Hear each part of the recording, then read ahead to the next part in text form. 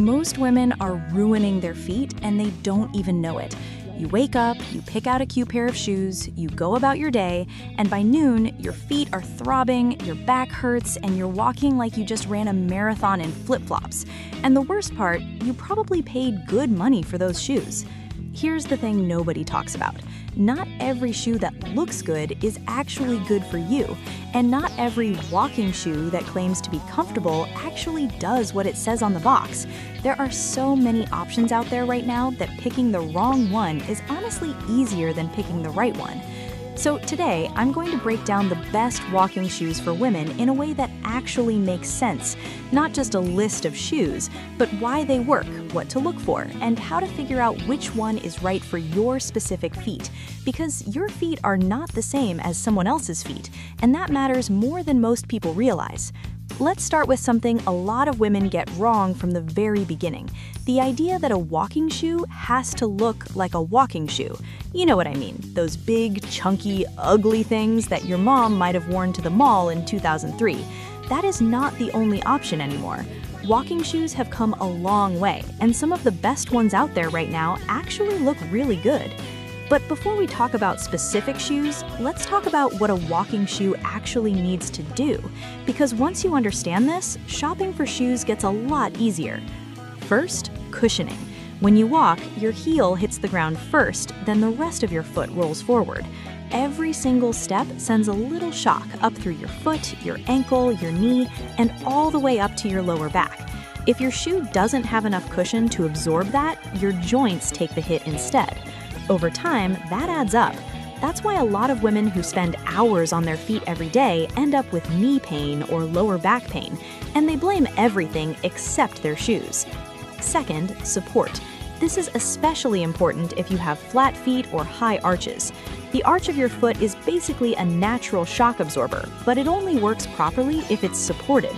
A shoe with zero arch support is like driving a car with no suspension.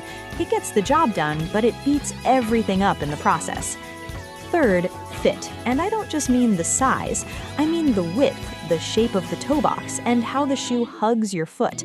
A lot of women have been buying the wrong shoe size their whole lives because feet change over time. They get wider, they flatten out, they swell up during the day.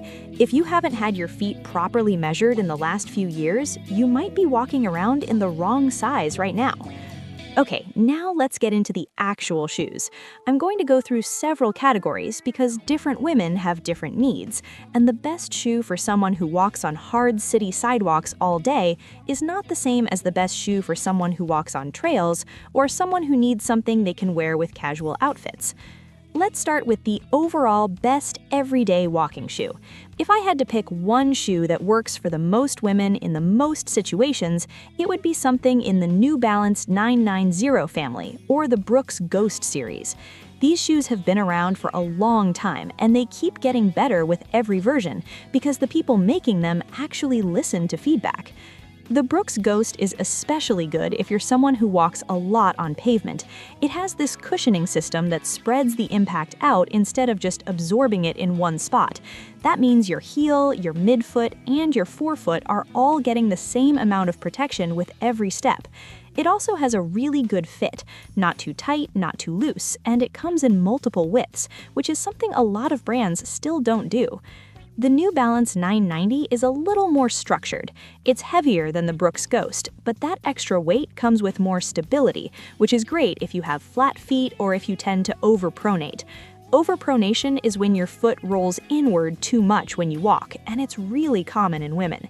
If you've ever noticed that the inside edge of your shoes wears down faster than the rest, that's probably what's happening.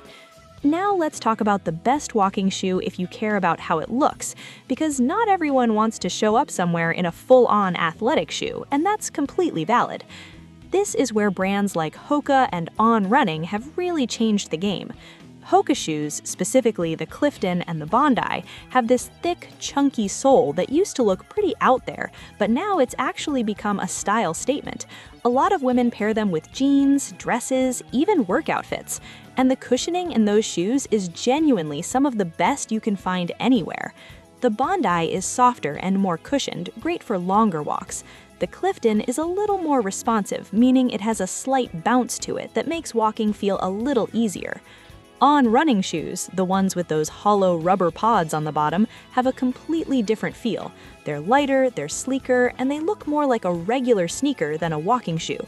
The On Cloud is the most popular one, and it's great for women who want something that works well for casual walking, but doesn't scream, "I'm wearing orthopedic shoes." Now let's talk about women with specific foot issues, because this is something that gets ignored in a lot of shoe guides. If you have plantar fasciitis, which is that stabbing heel pain that's worst first thing in the morning, you need a shoe with a lot of heel cushioning and arch support. The ASICS Gel Kayano is one of the best options here. It has a thick gel cushion in the heel that takes the pressure off that